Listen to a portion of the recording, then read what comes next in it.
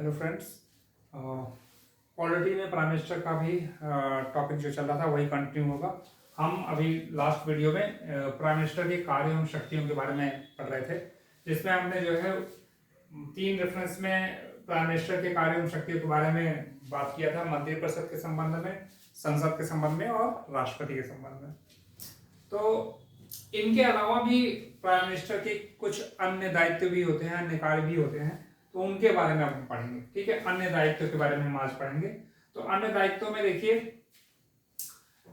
पहला तो ये देख लेते हैं कि भाई जब भी कभी राष्ट्रीय आपदा कोई आती है देश पे, तो उस समय राहत कार्य की पूरी जिम्मेदारी जो है वो प्राइम मिनिस्टर की होती है। ठीक है, जैसे अभी कोविड का रिसेंटली गया, तो इस तरह की या और कोई अन्य कोई राष्ट्रीय आपदा उस लेवल पे आती है, तो उसमें राहत कार्य की पूरी जिम्मेदारी प्रधानमंत्री की होती है।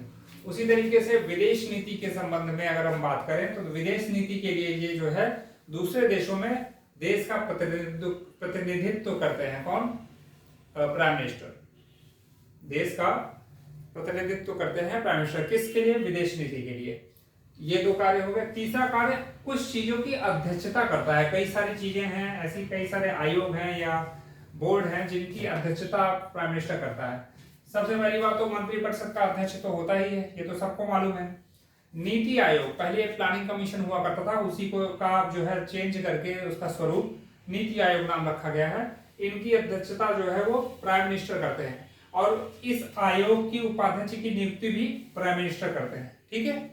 राष्ट्रीय विकास परिषद, राष्ट्रीय विकास परिषद की अध्यक्षता भी कौन करता है? प्राइम मिनिस्टर करते हैं। अंतरराज्यीय परिषद, इंटर स्टेट काउंसिल, उसकी भी अध्यक्षता कौन करता है? Prime minister. राष्ट्रीय एकता परिषद, इसकी अध्यक्षता भी प्राइम मिनिस्टर। जल संसाधन परिषद, ये भी जो है इसकी अध्यक्षता भी प्राइम मिनिस्टर।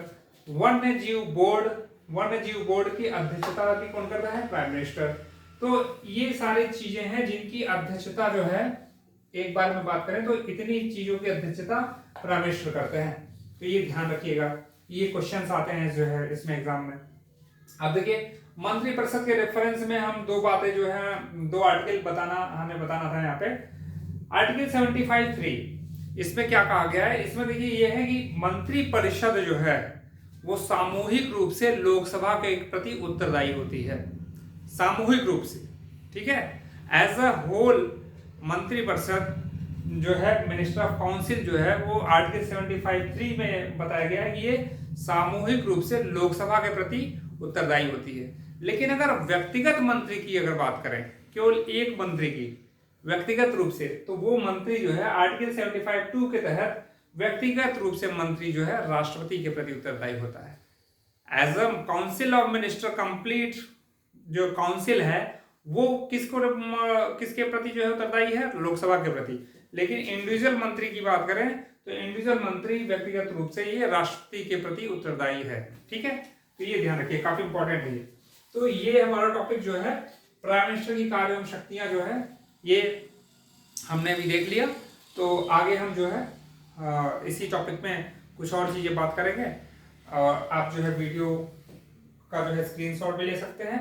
और इसका जो है अगर आपका कोई भी फीडबैक हो इससे रिलेटेड, या कोई क्वेश्चन हो, कोई क्लैरिटी हो, तो आप कमेंट बॉक्स में जाके आप पूछ सकते हैं, अपना फीडबैक दे सकते हैं। आपको कौन से टॉपिक पे वीडियो चाहिए वो हमें बता सकते हैं। आज के लिए इतना ही। Thank you.